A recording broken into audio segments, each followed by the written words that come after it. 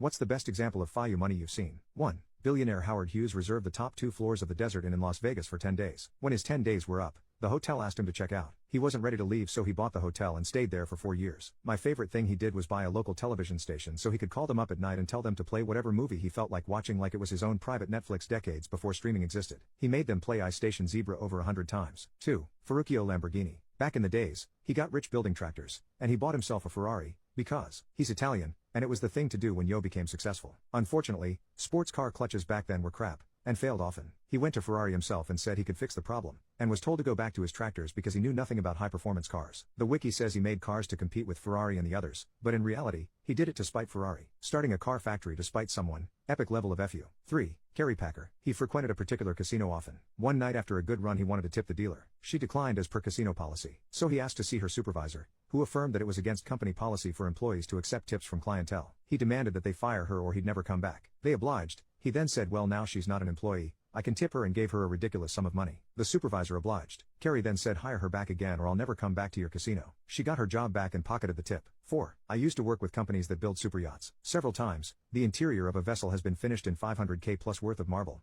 after which the owner walks in, decides he doesn't like the color in hindsight, and requests it all be removed again. 5. The CEO of my company is actually a super solid guy. He hates one of our competitors so much he bought a billboard right outside the competitor's office and kept our ad up until they changed locations. 6. A guy I used to work for thought it would be funny to hire a limo to take a friend to lunch. The restaurant was literally next door to where they were. The limo company refused to rent by the hour and said he had to hire it for the entire day. The guy was angry, so just bought a limo. After lunch, he was still angry and decided to just buy a few more and start his own limo company. Month or two later he bought the company that refused him an hourly rental. 7. I'm an employment and contract attorney. In my younger days I was corp counsel for a large hospital. We were in the midst of a fundraising campaign and were a few million from our goal. Got a call from a wealthy, youngish guy, offered to cover the remainder plus 10% with 2 stipulations. He used to work at the hospital when he was younger and made it rich with a medical device company he started. So he wanted a voting member board seat, and he wanted to fire this vice president who was his supervisor when he worked there and had made his life miserable. He was the reason he quit and eventually into business for himself. Took it to the board and CEO. They agreed to the board seat. I couldn't advise they allow the firing for liability purposes. However, the CEO decided to reorganize certain departments and coincidentally this VP's position was eliminated. The new board member chaired the committee that made the call on the reorganization and informed the VP of the changes. That was the biggest FU,